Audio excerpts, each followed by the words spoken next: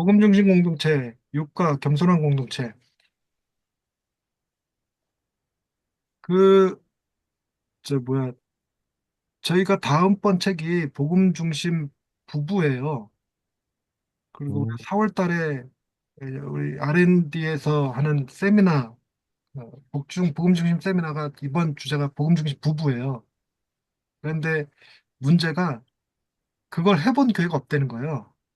어, 그거는 우리 R&D 이사님들도 이제 뭐 나왔고, 그러니까 그걸 교회에 실제로 돌려본 적이 없는 거라. 음, 그래갖고 우리 아린드 단장님 김경선 목사님 교회가 이제 교회 프로그램을 바꿔갖고 복음 중심 부부를 먼저 해보시겠다고 거기서 한참 돌리고 그리고 저한테 이 목사님 그룹에서 한번 해줄 수 없냐 4월 음, 전까지 그러면서 그 이 경험을 한번 나눠달라 그러더라고요.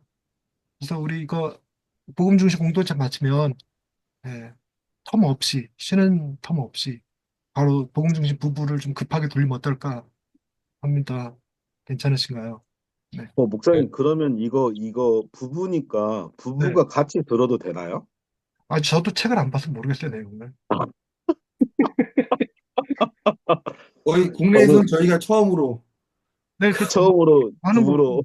그리고 이제 그 내용이 제가 얼추 처음에 가 번역했을 때 그때 내용이 어, 그 사모님의 글이 많았어요, 그 안에. 사모님이 육아하면서 경험했던 내용들이 많으셨어요. 그래서 음, 사모님들에게 도움이 될 거라는 생각은 들긴 해요. 음, 근데 내가 뭔지 정확하게 모르는 상태에서 목사님들한테 실수하는 건 들쪽팔리거든요, 제가. 그럴 수 있다고 생각을 하는데 사모님 앞에서 실수하는 건 제가 좀 쪽팔릴 것 같아. 그러니까 내가 뭐라도 한번 해본 다음에 뭐 자신감이 생겼을 때 뭐 사모님 앞에서 성도 앞에서 그럴 것 같은데 이제 그런 느낌이에요, 느낌은. 겸손한 그리고 공동체. 자, 겸손에 대한 주제 생각부터 해봅시다. 겸손이란 무엇인가? 이렇게 정의 내리기가 우리가 쉽지 않아요. 겸손이란 무엇이다 이렇게 정의 내리기가 쉽지 않은데 겸손의 반대말은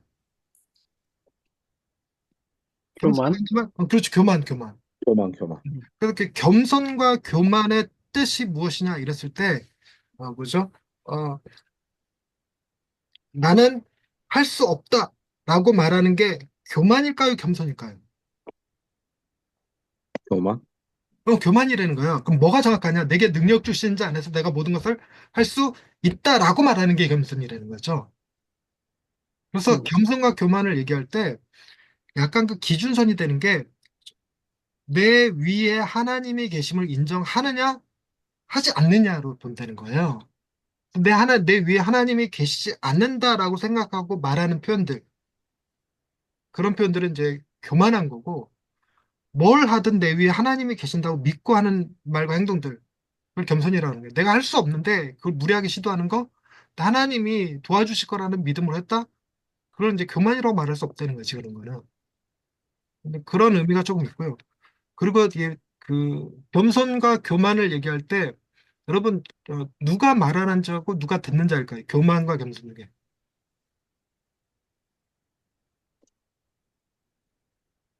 교만과 겸손 중에 한쪽은 말하는 자, 한쪽은 듣는 자 이렇게 한다면 어느 쪽이 말하는 자일까요? 교만이 말하는 자 교만이 겸손. 말하는 자, 겸손이 음, 듣는 자 쪽이라는 겁니다. 네. 그러니까 듣는 자는 주로 종들이 들어요. 종들이 듣고 말하는 자들은 주로 주인들이 말을 하죠. 그래서 말을 많이 하는 건가, 듣기를 더 많이 하는가, 뭐 이걸로 표현하시는 분들도 많이 봤고, 그리고 어, 섬기는 자, 섬김을 받는 자라는 표현으로 쓰는 것도 봤어요. 그런데 제가 제일 좋아하는 이 겸손에 대한 워딩은 C.S. 루이스 버전. 그래서 제가 몇 번을 얘기했었던 것 같아요. 겸손의 시작은 자신이 교만하다는 것을 인정하는 것부터. 이번 목사님이 오늘 딱 계시니까 답이 나오잖아. 한 2주 빠지시니까 답이 안 나와. 이번 목사님이 빠지신 영상은 조회수도 낮아. 아, 어, 어, 제가 안 빠지도록 하겠습니다. 겸손의 완성은 자신을 그 제가 정확히 기억 안 나는 자신을 잃어버리는 것인지 아니면 자신을 잊어버리는 것인지 기억이 잘 안 나요. 잊어버리는 것이다. 잊어버리는 것. 있는 것, 잊어버리는, 있는 것이다라고 표현을 하죠. 잊는 것. 네네. 있는 것, 잊어버리는 것, 있는 것 이렇게 표현해요. 자, 오늘 겸손한 공동체는 그럼 어떤 걸 의미할까? 지금까지 했던 내용들을 종합하자면 우리 공동체 위에 누가 계심을 믿는 거다? 하나님이 계시다는 것. 하나님이 계신다는 걸 믿는다는 거예요. 그래서 내가 무슨 할 수 있다 없다가 아니라 하나님이 계심으로 안심할 수 있고 할 수 있고 도울 수 있고 이런 개념들이 되는 거죠. 그 다음에 듣는다 말한다라의 개념으로 보면 겸손한 공동체는 말하는 공동체일까 들어주는 공동체일까? 들어주는 들어주는 서로 들으려고 서로 들어주려고 그러고 다른 사람들 우리 바깥의 사람들의 소리를 들어주려는 거 공동체가 그렇다는 거죠. 듣는 자. 그리고 또 겸손한 공동 CS 루이스 버전으로 하자면 우리가 무슨 자라는 걸 인정하는 것이다. 교만하다는 것을 우리가 교만하다는 사실을 인정하는 것이다. 우리 공동체가 겸손한 공동체가 되기 위해서는 먼저 우리 공동체가 교만하다는 사실을 인정하는 것이다. 그리고 그 겸손의 완성은 우리 공동체의 유익 자체를 생각지 않는 거예요. 음, 음. 네, 그런 것들이 될 거라고 생각되어집니다. 근데 오늘은 어떤 말들을 할까? 아마 여기서는 그 얘기를 종에 대한 이야기를 하고 어, 종의 리더십 같은 이야기를 좀 하더라고요. 자세히 들여다보십시다. 큰 그림 그리기 류성용 목사님. 네. 복음 중심 공동체의 특징 중 하나는 겸손이다. 우리는 모두 교만과 자존심은 사라지고 이타심과 섬김이 살아나는 공동체의 일원이 되기를 원한다. 그런 공동체는 하나님을 높이고 사람을 축복한다. 그러면 이러한 공동체를 방해하는 것은 무엇인가? 물론 교만이다. 그러나 우리는 교만을 추상적인 개념으로 이해하고 모호하게 말할 뿐 구체적으로 생각해 본 적이 거의 없다. 겸손의 열매를 맺기 위해서는 먼저 교만이 우리 삶에 어떻게 나타나는지 확인해야 한다. 동시에 우리의 모범이 되시는 예수님을 바라보고 그분의 은혜를 체험함으로써 교만을 죽여야 한다. 이 관은 우리가 성경적인 겸손을 이해하고 더 겸손한 사람이 되고자 하며 섬기기를 열망하는 더 겸손한 공동체를 만들어 나가는데 도움을 줄 것이다. 네. 죄를 다섯 글자로 뭐라 그러게요? 자기중심성. 그렇죠. 그러니까 자기 중심성이 강하게 나타나면 교만, 음, 자기 중심성이 사라지면 겸손쯤 되겠죠. 근데 우리는 너무 자기 중심성이 강한 사람들이라 우리는 어쩔 수 없이 교만해요. 그래서 공동체 안에서 내 유익이 중요하고 내 목소리가 중요하고 내 역할이 중요하고 하는 것들이 되겠죠. 네, 더 겸손한 공동체가 되기 위해서는 그냥 내가 공동체 속으로 사라지는 것 정도가 될 것입니다. 자, 마가복음 10장 35절에서 45절, 마가복음 10장 35절에서 45절 보십시다.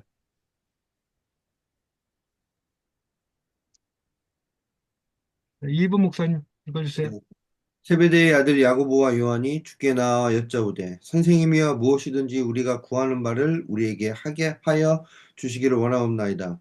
이르시되 너희에게 무엇을 하여 주기를 원하느냐? 여짜오되 주의 영광 중에 우리를 하나는 주의 우편에 하나는 좌편에 앉게 하여 주옵소서. 예수께서 이르시되 너희는 너희가 구하는 것을 알지 못하는도다. 내가 마시는 잔을 너희가 마실 수 있으며 내가 받는 세례를 너희가 받을 수 있느냐?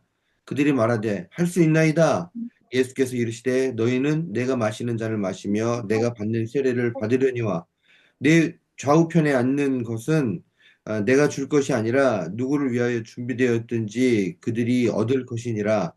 열 제자가 듣고 야고보와 요한에 대하여 화를 내거늘 예수께서 불러다가 이르시되 이방인의 집권자들이 그들을 의미로 주관하고 그 고관들이 그들에게 권세를 부리는 줄을 너희가 알거니와 너희 중에는 그렇지 않을지니 너희 중에 누구든지 크고자 하는 자는 너희를 섬기는 자가 되고 너희 중에 누구든지 으뜸이 되고자 하는 자는 모든 사람의 종이 되어야 하리라. 인자가 온 것은 섬김을 받으려 함이 아니라 도리어 섬기려 하고 자기 목숨을 많은 사람의 대속물로 주려 함이니라. 네, 아멘. 여기서 네. 아멘. 여기서 자기 중심성을 드러내는 표현 좀 찾아봐 주시겠어요? 나보고 자꾸 야 빨리 와. 안녕. 자기 중심 우리랑 자기 중심성을 드러내주는 표현. 찾아봐야지. 일본어로 처음 들어봐. 다시 보시면 못해? 네. 뭐, 1번 목사님. 예, 뭐, 자기 중심성이요? 네. 뭐, 하나는, 우리를 하나는 좌편에, 하나는 우편에 앉게 하여 주옵소서. 그런 표현이잖아요. 우리에게 하여 주시기를 원합니다. 좌편에 우편에 앉게 하여 주옵소서. 다 자기중심적 표현이죠. 네, 자기중심성을 드러내는 것이고. 그리고 또 이런 표현, 나는 할 수 있나이다. 네. 19절. 그들이 말하되 할 수 있나이다. 자기중심적 표현. 근데 타자 중심적 표현의 끝판왕을 한번 찾아볼까요? 타자 중심적 표현의 끝판왕. 모든 사람의 종이. 그건 이제 아, 끝판왕이 한 단 밑이고. 아, 예. 그 45절이요. 그렇죠, 그렇죠. 많은 네. 사람의 대성물로 주려 한다. 내 목숨을 다른 사람의 대성물. 이게 이제 타자 지향성의 이제 끝판왕이 되는 거죠. 또 예수님이 그 잔과 세례를 마심에도 불구하고 자리를 주는 것 또한 본인이 하지 않으세요. 그 희생을 겪었음에도 40절에 내 좌우편에 앉는 것은 내가 줄 것이 아니다. 누구를 위하여 준비되었든지 그들이 얻을 것이다. 그들이 얻을 것이다. 근데 그들은 그러니까 좌우편에 앉는 것이 그들은 누구일지를 찾아보십시다. 자, 내 좌우편에 앉는 것은 내가 줄 것이 아니라 누구를 위하여 준비되었든지 그들이 얻을 것이다. 주님의 좌우편에 누가 앉을까? 강도. 강도. 아니, 본문에 나오는 표현으로 좀 찾아보십시다.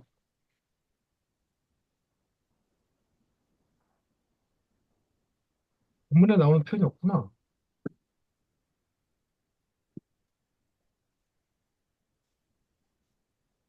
최소한 누구는 아니다 정도로 나올 수 있겠다. 본문의 표현으로는.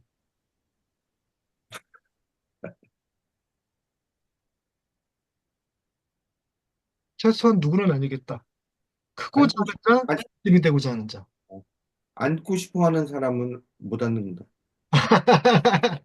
네. 그럴 수도 있어요. 일단 내 느낌에 예수님의 말씀이 누굴 위해 준비되었든 니들은 아니야 이렇게 말하는 걸로 느껴지기는 하는데 이거는 좀 약간 오바된 느낌이 해요. 하나님이 그 주님 예비된 자가 야고보 요한일 수도 있지 실제로. 근데 누구는 아니냐면 크고자 하는 자, 으뜸이 되고자 하는 자, 크고자 하는 자, 으뜸이 되고자 하는 자. 이들은 아닐 거야. 그러면 이제 우리가 이렇게 적용한다 보면 아, 유성룡 목사님하고 김영준 목사님 중 두 분 중 누가 좌우편에 앉을 가능성이 클까요? 가능성 자체로. 그거를, 김영준 목사님이 될 가능성이 크다는 거지. 하나님은 뒤집으시거든. 하나님은 뒤집으시거든. 그래서 우리가 큰 자가 되려고 하면 섬기는 자가 되어야 되고 으뜸이 되고자 하면 종이 되어야 된다라고 말할 때 이 말 속에 어, 높은 자리는 우리가 섬기고 싶은 분들에게 섬기고 싶은 이들에게 내어주는 거예요. 이걸 의미를 이해하기 위해서 조금 필요한 개념이 왜, 왜 우리가 어, 좌우편에 앉는 것을 포기하고 그 자리를 약한 자, 연약한 자들에게 앉히고 그리고 왜 그들을 섬기고 그들의 종이 되어 줄까? 그렇게 해야 될 이유는 어디서 찾을까? 그게 주님을 닮는 길이라는 거예요. 주님을 닮는 길. 주님이 섬김을 받으러 온 것이 아니라 섬기려 오셨고 응. 그 사람을 위하여 자기 목숨을 대성물로 주려 하셨기 때문에 우리가 주님을 닮으면 우리는 어떻게 되느냐? 그 좌우편을 탐내는 것이 아니라 좌우편에 나보다 연약한 자, 어, 그분들을 이렇게 앉혀주고 그들을 섬기는 일을 주님 닮는 일을 나서서 하게 될 거라는 거죠. 그러니까 섬김의 가치를 더 크게 여길 수 있는 섬김의 가치를 더 크게 만들어주는 것이 예수님께서 행하신 일 정도 될 것입니다. 또 본문 말씀을 가지고 우리가 복음 설교를 해보십시다. 참 여로우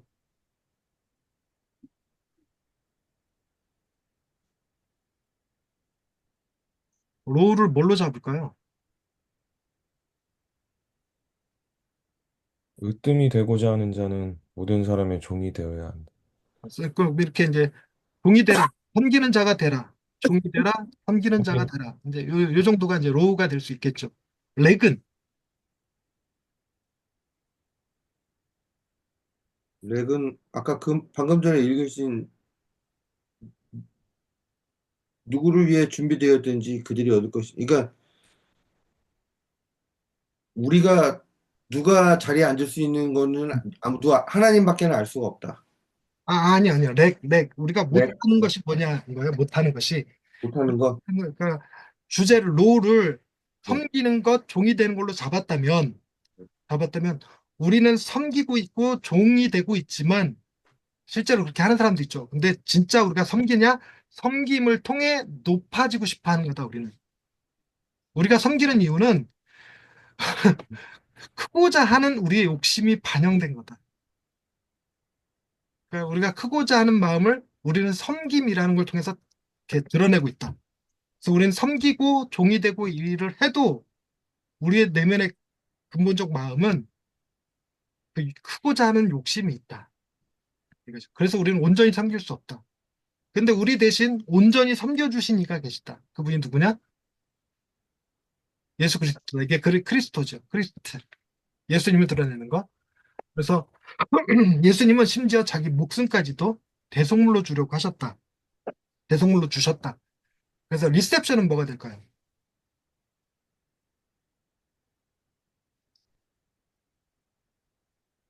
음,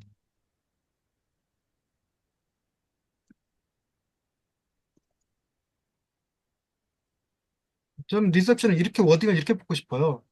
주님 안에서 우리도 기쁨으로 섬길 수 있다.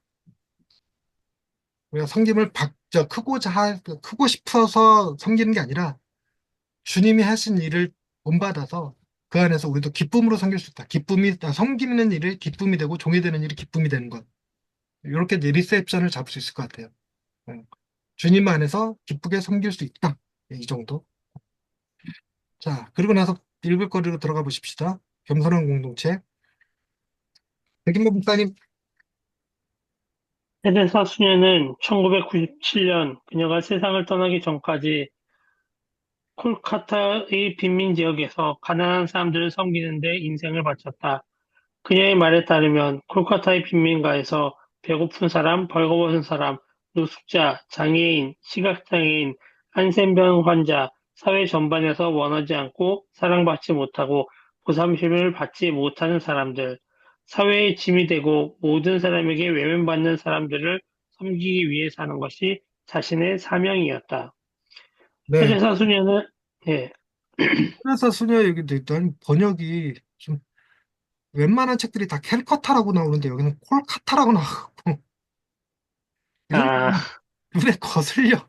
뭐 근데 기존에 꼴까, 꼴까따가 네, 정식 명칭이에요. 그래요? 네, 근데 꼴까따. 이미 책들이 다 캘커타 수녀라고 다 나왔으면 그냥 거기에 맞춰주지. 어, 뭐, 바로 외래어니까. 이런 느낌이 들어요. 난 좀 불편해 이런 거. 근데 정확한 게 콜카타라니까 할 말은 없네. 기존의 번역이 잘못됐던 거니까. 음. 음. 근데 수녀가 1997년에 돌아가실 때 테레사 수녀랑 같은 해에 돌아가신 분이 또 한 분이 계셔요. 유명하신 분. 혹시 아시나요? 그때 일을? 그 영국의 다이애나 비가 죽었어요. 어, 음, 같은 해에. 자동차 사고로요. 네네. 그 파파라치들에 의해 도망가다가 터널에서가 죽었죠. 근데 그때 일을 두고 사람들한테 이런 질문을 했어요. 당신은 다이애나 비와 테레사 소녀 중 누구를 존경하십니까? 여러분들도 한번 대답해 보실래요? 누구를 존경하십니까?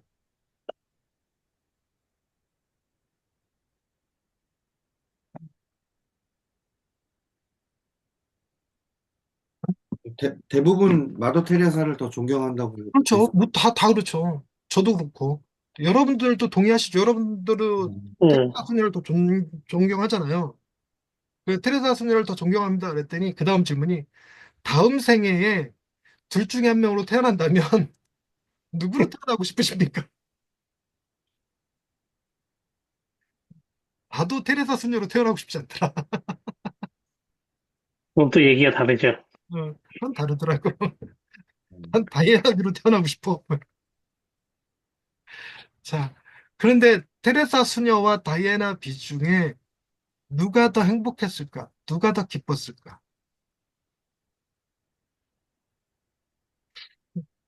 다이애나 비가 더 기쁘다고 말할 수 있을까? 전 테레사 수녀가 더 기뻤을 것 같아요. 네. 음. 그러면서 이제 그 다음 이어서 쭉 다시 한번 읽어주실래요, 백인모 목사님? 테레사 수녀는 명예나 권력을 추구하지 않았다. 그러나 이상하게도 그녀는 둘 다를 가졌다. 그녀는 노벨 평화상을 받았으며 수백만의 사람들에게 영감을 주었다. 또 여러 대통령과 왕에게 영향력을 행사했다. 그리고 근래 역사에서 가장 존경받는 인도주의자 중 한 명으로 선정되기도 했다. 네. 그래서 테레사 수녀가 도덕적인 사람들의 끝판왕과 저질의 끝판왕을 뽑을 때 테레사 수녀가 보통 도덕주의의 끝판왕으로 뽑혀요. 그 최근 인물들로 저 끝바닥에는 히틀러가 있고 히틀러와 테레사 수녀 사이를 우리는 살아간다 이런 식으로 표현하거든요. 그런데 질문이 이런 거 있어요. 여러분들은 테레사 수녀와 히틀러 사이 둘 중에 50%, 50점의 중간으로 놓고 테레사 수녀 쪽에 가까운 사람입니까? 히틀러에게 가까운 사람입니까?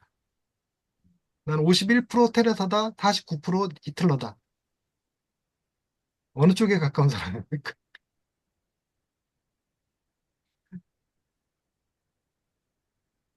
이분 목사님은 어느 쪽에 가까운 사람이세요?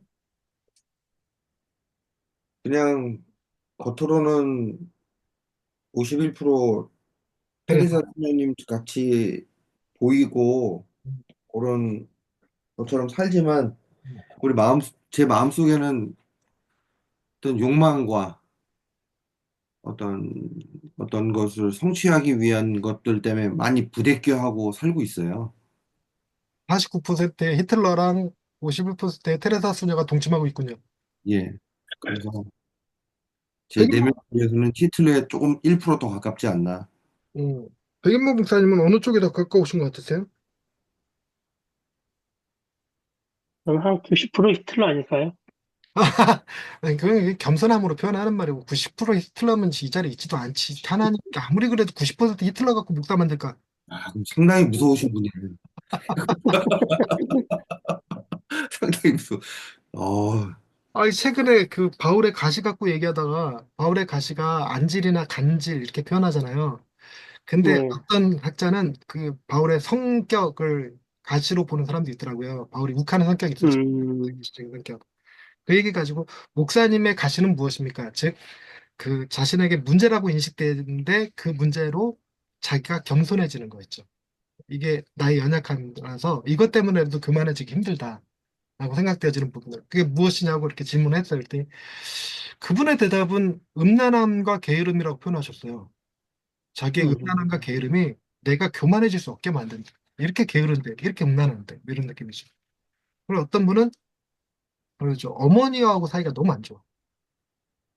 그래서 어머니와 사이가 이렇게 안 좋은데 내가 어떻게 훌륭하다고 말할 수 있겠냐. 부모한테 공경도 못 하는데. 이런 개념이었죠. 그런데 단 어떤 분한테 물어봤더니 전 존재 자체가 가시덩어리 딱 백인범 목사님 같은 소리를 하고 있더라고. 저는 그런 생각하더라고요. 제 가시가 많다고 생각했거든요. 가시? 질병도 그렇고 외모도 그렇고 성격도 그렇고 이제 가정 형편도 그렇고 이게 다 가시가 많다고 생각하는데 그럼에도 불구하고 그 모든 것들이 저를 겸손하게 만들지 못하더라. 그럼에도 불구하고 교만하더라. 이런 생각이 좀 들더라고. 음, 테레사 수녀는 그 명예와 권력을 얻으려고 그 일을 행한 게 아니죠. 마치 오늘 뭘 설명하려냐면 크고자 하는 자들이 섬기는 자가 되어야 되는데 그분이 섬기는 일을 했던 건 크고자 하는 목적이 있었던 건 아니었어. 크고자 하는 목적이 있었던 건 아닌데 우리가 보통 선한 일을 할 때는 크고자 하는 욕망이 뒤에서 깔려요. 내가 이렇게 하면 성도들이 나를 훌륭한 목사라고 하겠지? 뭐 이런 거. 제가 90% 히틀러입니다. 그러면 목사님들이 나를 겸손하다고 하시겠지? 뭐 이렇게 하는 그런 목적 의식이 무의식 중에 이렇게 쫙 깔린단 말이죠. 그런데 테레사 그렇지 않았다. 그걸 누가 어떻게 알아? 그러는데 어찌됐건. 근데 테레사 수녀는 그 모든 것을 얻었다. 노벨 평화상도 얻었고 뭐 영감도 주었고 이렇게 표현을 하더라고요. 그런데 그 다음 말은 조금 약간 반전을 줍니다. 자, 저 이승훈 목사님. 물론 거기서부터인가요? 예, 네. 예, 물론 그녀의 정치적인 부분에 대해 논쟁하거나 그녀의 종교적 신념에 동의하지 않을 수도 있다. 하지만 우리는 모두 테레사 수녀와 같은 사람을 존경하고 싶은 욕망을 느낀다. 왜 그럴까? 그녀는 자신의 필요보다 다른 사람의 필요를 먼저 생각했기 때문이다. 그것을 단지 이상으로만 여긴 것이 아니라 자신의 삶에 직접 적용했다. 네. 우리는 모두 이게 이제 뭘 극복했다 표현할 수 있는 거예요. 자기 중심성을 극복했다 이렇게 표현할 수 있는데 저는 이 말에 여러분들 동의하십니까? 이 테레사 수녀가 그랬을 거라고?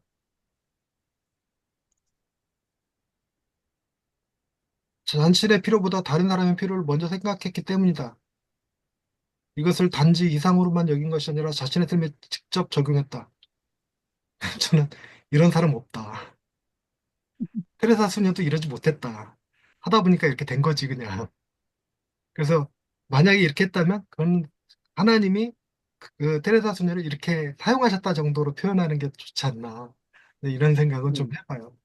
그래서 이런 워딩을 그러니까 우리가 목사님들이 설교할 때 테레사 수녀를 인용하거나 아브라함 링컨을 인용하거나 이러면 그 설교가 예수님이 머리에 기억에 남기보다 테레사 수녀처럼 아브라함 링컨처럼 이런 느낌이 남아버려요.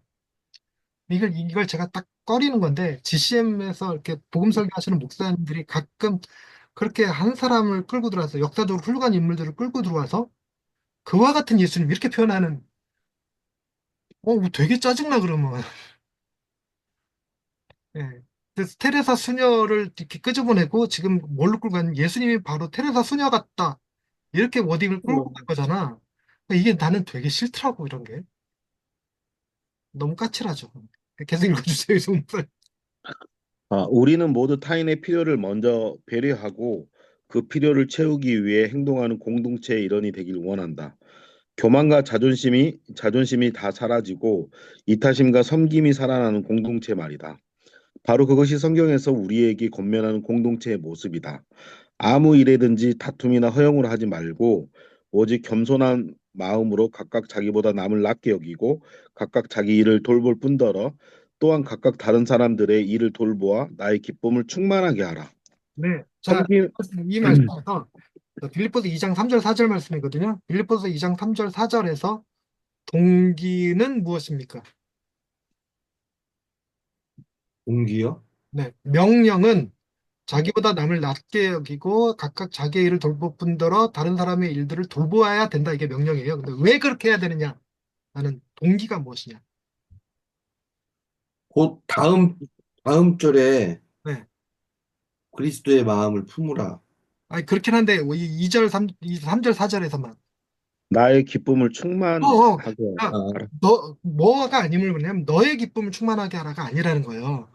그러니까 너의 나의 상을 더 크게 하라, 뭐, 너가 칭찬받게 하라, 이런 개념이 아니라는 거지. 어떤 일을 해도 동기 자체가 나의 기쁨이나 나의 칭찬이나 이런 데 있지 않다는 겁니다. 그러면서 바울이 너희들이 그렇게 하는 일을 나의 기쁨을 위해서 그렇게 하라. 나의 기쁨. 음, 음, 그럼 바울은 자기 중심성을 가지고 얘기하는 걸까? 내가 니들을 잘 양육해서 훌륭한 사람이라는 소리를 듣게 또 해다오 이런 뜻일까? 그것도 아니에요. 음, 그러니까 뭐냐면 자기 중심적으로 일하지 않게 하려는 거지. 음. 그래서 우리는 이렇게 다른 사람을 나보다 낫게 하고 각자 자기 일을 돌보거나 다른 사람들의 일을 돌보는 이유는 장로 권사로 투표 받으려고 표 한 표 얻으려고 이러는 경우가 많죠. 그 국회의원들 표 얻으려고 하는 행동처럼. 하여튼 자기의 목적이 이면에 깔려요. 음, 이면에 깔려. 그래서 내가 이렇게 하고, 그래서 뭐 할 때 드러나냐면, 이렇게 열심히 다른 사람들을 섬기고 그 필요를 채워줬는데, 권사투표에서 이름이 거론도 안 돼. 얼마나 승질 나는데. 이번에 그 설교 설교, 복음 설교 때문에 워크숍이 있어요. 4월 달에. 4월 달에 복음 설교 워크숍이 있는데, 어, 유성훈 목사님한테 오늘 연락을 받았어. 그날 퍼실리레이터로 섬겨달래요. 퍼실리레이터가 뭐냐고 그러니까 지금 뭐 목사님들, 신청하신 목사님들 이렇게 설교 봐주는 거, 코멘트 해주는 일종의 조장 같은 역할이던데 해달래. 근데 제 마음에 무슨 생각이 들었냐면, 만약에 나한테 연락이 안 왔으면 되게 삐졌겠구나 이런 생각이 드는 거야. 그 한 여섯 일곱 명 정도의 퍼실리데이터를 뽑아놨던데, 나중에 내가, 난 전화도 안 받았는데 그분들 명단을 보는 순간, 되게 싫었을 것 같은 느낌이에요.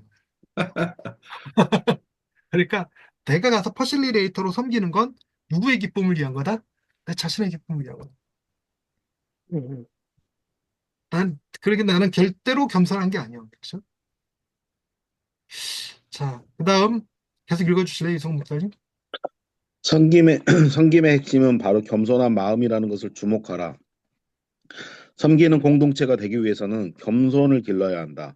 다시 말해, 우리에게 섬김이 부족한 것은 근원적으로 우리에게 겸손이 부족하기 때문이다. 존 스토트는 모든 기독교 발전의 과정과 모든 기독교 제자도의 영역에서 교만은 가장 큰 적이며 겸손은 우리의 가장 큰 친구다라고 했다. 오른쪽 편은 소비자와 종을 비교하고 있다. 교만의 본질은 자기 중심성이다. 그것은 오만과 자랑으로 나타날 수도 있고 자기 보호와 사람들에 대한 두려움으로 나타날 수도 있다. 무엇이 되었든 간에 교만은 공동체를 죽인다. 네, 겸손을 기를 수 있나요? 이성 목사님 겸손은 길러질까요? 음, 겸손이 길러지지 않을까요? 그러니까 제가 처음에 목사 안수 받을 때 네, 그 담임 목사님께서 야고보서 말씀을 주면서 인내하라고 네, 네, 그러셨거든요. 네. 어, 그런 뭐 사역자들이 인내하는 훈련이나 이런 걸 통해서 겸손함이 그래도 좀 길러지지 않을까요? 저는 좀 그렇게 이해하고 있었습니다. 저는 이 겸손이 길러진다라는 워딩 자체가 전 왜 이렇게 음, 불편하게 들리는가 몰라.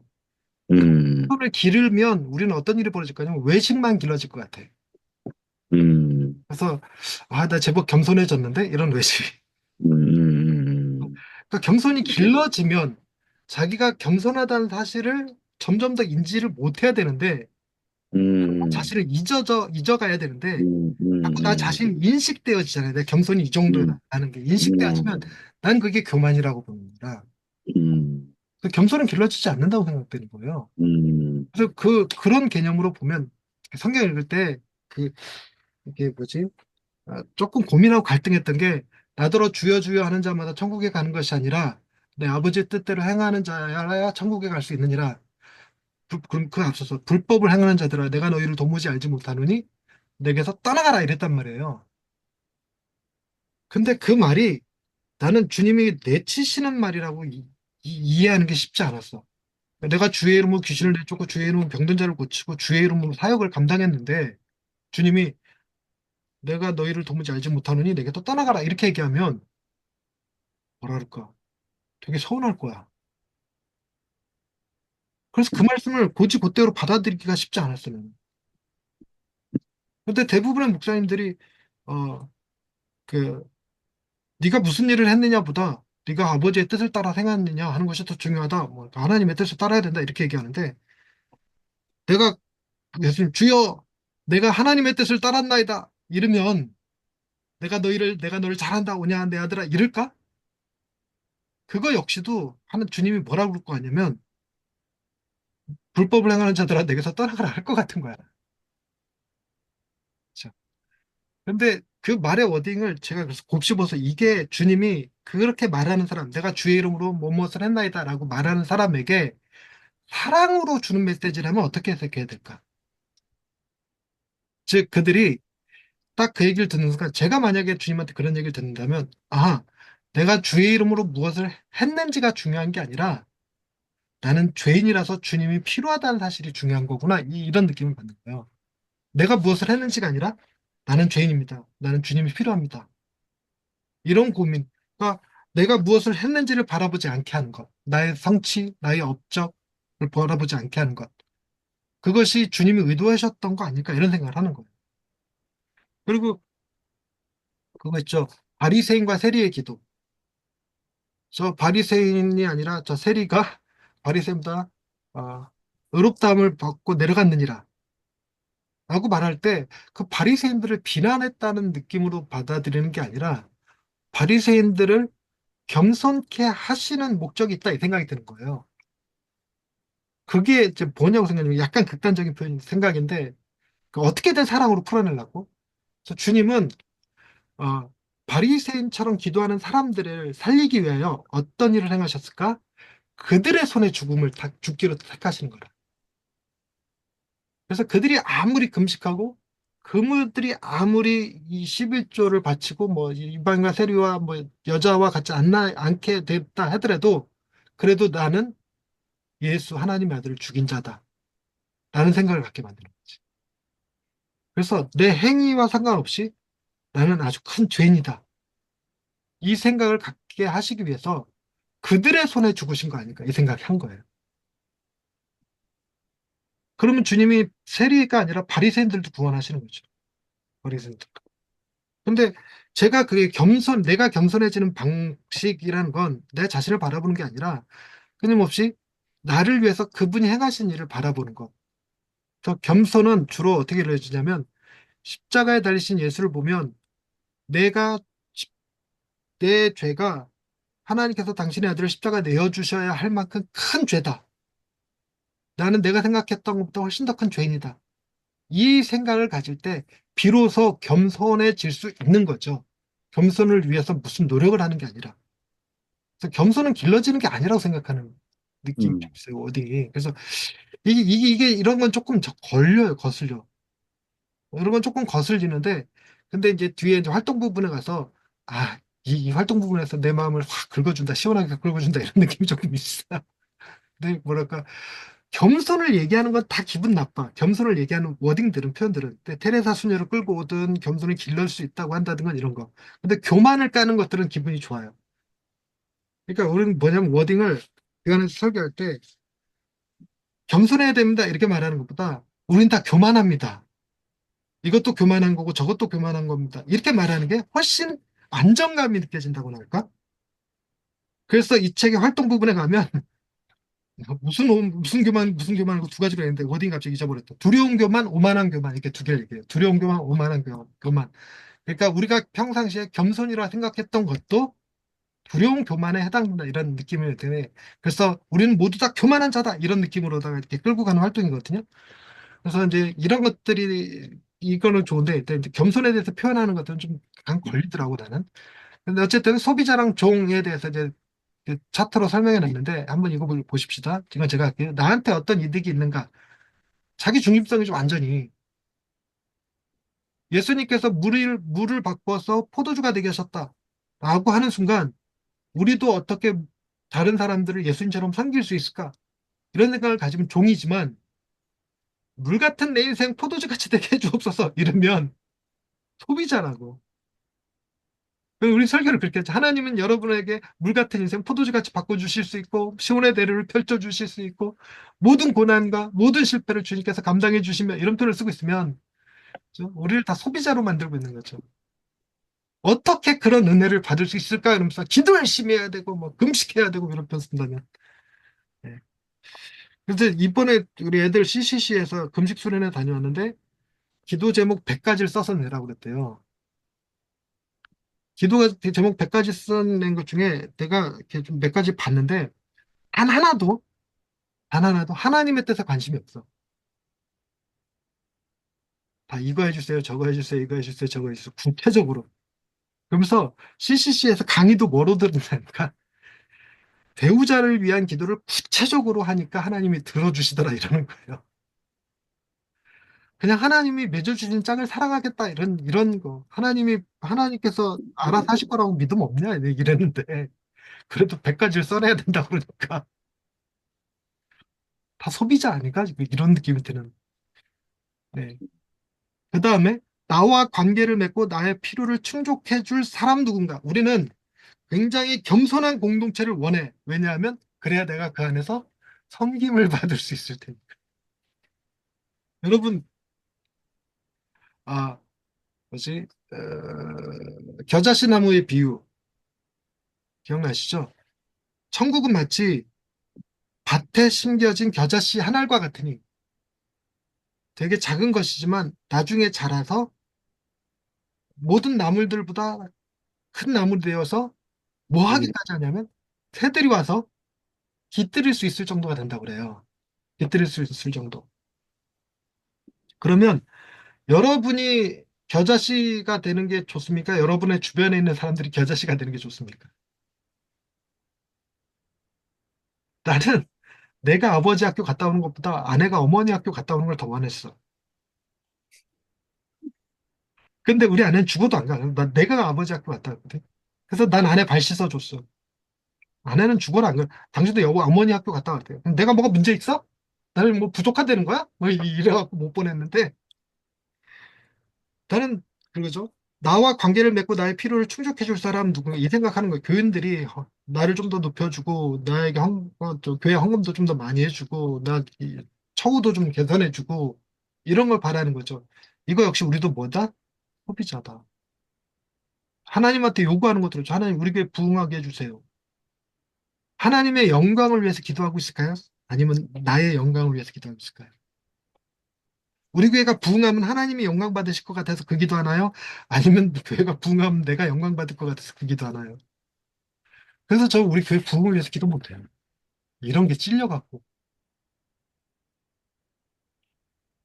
나는 우리 교회가 부흥하지 않고 있는 게 나로 하여금 겸손하게 하지 않나 이런 생각이 그냥 에이씨. 예. 근데 내가 누구와 관계를 맺고 어떤 사람의 필요를 채워야 할까? 이게 종이라는 거예요. 이게 가능하려면 이 일을 하신 주님을 닮는 것이 내게 기쁨이 돼야 돼. 주님처럼 기쁨이 돼야 돼. 그래서 뭐가 돼야 되냐면 내가 천국에서도 지극히 작은 자가 되어 섬기는 자로 살겠다. 그렇게 할 수 있으려면 섬기는 자의 기쁨이 있어야 됩니다. 그래야 내가 이 기쁨을 알기 때문에 이 기쁨을 천국에서도 누리고 싶다. 그러면 천국에서 나는 섬기는 자가 되겠습니다. 그게 세례요한이었다고요. 여자가 낳은 중에 가장 큰 자가 세례요한이지만 천국에서는 제일 작은 자다 이렇게 표현되어지는 것들이 그래서 절대로 세례요한이 예수님의 좌우편에 앉아있지 않아. 어떤 예화에서는 베드로가 문지기하고 있더라고. 자, 그 다음에 공동체의 실패와 약점에 대해 비판적이다. 이게 소비자예요. 우리 교회는 그죠? 오늘 만났던 목사님들이 얘기하는데 그러는 거예요. 그 한 분이 학원 하시는 분이셨는데 사모님이 그 학부모님들이 그런 얘기 한대요. 본인이 사모인 걸 뻔히 알면서도 요즘 갈 만한 교회가 없어 그러더래요. 다 공동체 실패와 약점에 대해서 막 비판하는 거죠. 이 교회는 이래서 안 되고 저 교회는 저래서 안 되고 이렇게. 다 소비자야. 그러니까 종은 하나님의 은혜가 공동체 안에 역사하기를 고대한다. 우리 교회가 내 공동체가 어떤 문제를 가지고 있느냐가 중요한 게 아니라 내 위에 계신 하나님을 인식하는 것. 하나님이 이 공동체를 바꾸실 거라고 기대하는 것. 이게 종인 거죠. 자, 그다음에 무언가를 제공할 수 있는 사람들을 끌어들인다. 저는 이수근 목사님이 큰 교회, 대형 교회 목사님이셨으면 좋겠다 이런 생각을 해요.